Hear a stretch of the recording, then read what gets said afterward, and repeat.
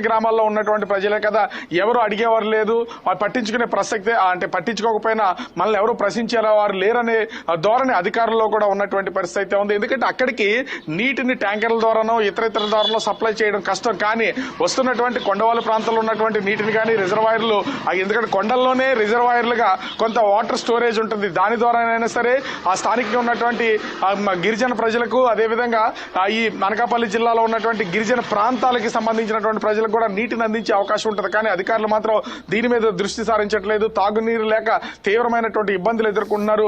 2 కిలోమీటర్లు, 3 కిలోమీటర్లు, 5 కిలోమీటర్లు, కొంతమంది 10 కిలోమీటర్లు కూడా వెళ్లి వాళ్ళు వాటర్ తెచ్చుకోవాల్సినటువంటి పరిస్థితి అయితే ఉంది. మహిళల పరిస్థితి అయితే అత్యంత దయనీయ పరిస్థితుల్లో ఉన్నటువంటిది అయితే ఉంది. ఎందుకంటే మగవాళ్ళు వాటర్ క్యాన్లు కానీ టిన్లు కానీ వాటిని తీసుకుని బైకుల మీద రోడ్డు ఉన్నంత వరకు వెళ్లడం, అక్కడి నుంచి ఆ నీటిని పట్టుకుని తీసుకొచ్చే అవకాశం అయితే ఉంది. కానీ మహిళలు బిందుల మీద బిందులు పెట్టుకోవడం, వాటిని తీసుకుని ఒక్కొక్కళ్ళైతే సంఖ్యలో బిడ్డలను పెట్టుకుని వాళ్ళ చిన్నపిల్లలు పట్టుకుని నీటి కోసం వెళ్తున్నటువంటి హృదయ విదారక సంఘటనలు ప్రస్తుతం అటు అరకు ఏజెన్సీ, అదేవిధంగా పాడేరు, చింతపల్లి, అటు రామకవతం, చోడవరం నియోజకవర్గాలకు సంబంధించి ఇలా ఈ దాదాపుగా అరకు, పాడేరు, చోడవరం, మాడుగుల నియోజకవర్గాల పరిధిలో ఈ నీటి ఎద్దడి అనేది తీవ్ర స్థాయిలో ఉన్నటువంటి పరిస్థితి అయితే ఉంది. మరి ఎందుకు ప్రజాప్రతినిధులు కనిపించట్లేదా, అధికారులు కనిపించట్లేదా అర్థం కానటువంటి పరిస్థితి అయితే ఉంది.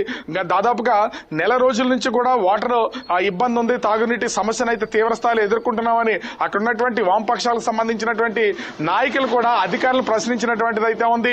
అనేక సార్లు స్థానిక గిరిజన మహిళలతో ఆందోళన చేసినటువంటి పరిస్థితి ఉంది. అయినా కూడా ఇప్పటి వరకు ఏ ఒక్కరూ పట్టించుకున్నటువంటి దాఖలాలు లేవు. దీంతో దిక్కు తోచినటువంటి పరిస్థితుల్లో వీళ్ళు అంటే కొండలపై నుంచి జాలువాడుతున్నటువంటి నీటిని వడిసిపట్టి తాగుతున్నటువంటిది అయితే ఉంది. ఈ నీటి వల్ల కూడా రోగాలు వచ్చే అవకాశం అయితే ఉంటుంది. ఎందుకంటే నిరంతరం పారే సెలయేళ్లలో నీరుని తాగితే ఏ విధమైనటువంటి రోగాలు ఉండవు. కానీ ఖచ్చితంగా వ్యాధుల బారిన స్టోరేజ్ అయినటువంటి వాటిని, తక్కువ నీరు ఒకే చోట ఉంటే మొత్తం అందరూ చేరి ఆ నీటిని వచ్చినటువంటి వాటి వరకు పట్టుకుని వాటి నీటిని తాగుతున్నటువంటి పరిస్థితి ఉంది. దీంతో అనేక వ్యాధుల బారిన పడే అవకాశం ఉంటుంది. ఇప్పటికైనా సరే అటు అరకు జిల్లా అధికారులు, అదేవిధంగా అనకాపల్లి జిల్లా అధికారులు పాడేరు, ముఖ్యంగా చూస్తే అటు పాడేరు, అరకు, చోడవరం, రావికవతం ఈ 4 నియోజకవర్గాల పరిధిలో ఉన్నటువంటి ఏజెన్సీ ప్రాంత ప్రజలకు మంచి నీటిని కనుక అందించాలి. అందించకపోతే మాత్రం తీవ్రమైనటువంటి రోగాల బారిన పడే అవకాశం అయితే ఉంటుంది. ఎండలు 4 రోజులు అంటే వేసవకాలం ఈ దాదాపు ఈ నెల రోజులు తాగునీరు సరైంది అందకపోతే వీళ్ళకి ఖచ్చితంగా వర్షాలు కురిసిన తర్వాత అంటే కొండ ప్రాంతాల్లో నుంచి వచ్చే వాటర్ కనుక తాగితే వెంటనే జాండీస్ లాంటి వ్యాధులు క్షణాల్లో సోకే అవకాశం అయితే ఉంటుంది. ఎందుకంటే తీవ్రమైనటువంటి ఎండని, ఆ ఒత్తిడిని తట్టుకున్నటువంటి వాళ్ళు దొరికినటువంటి నీటిని కుంటల్లోనూ, ఆ చిన్న చిన్న వాగుల్లో దొరికేటటువంటి వాటిని, పంట పొలాలకి స్టోర్ చేసినటువంటి వాటిని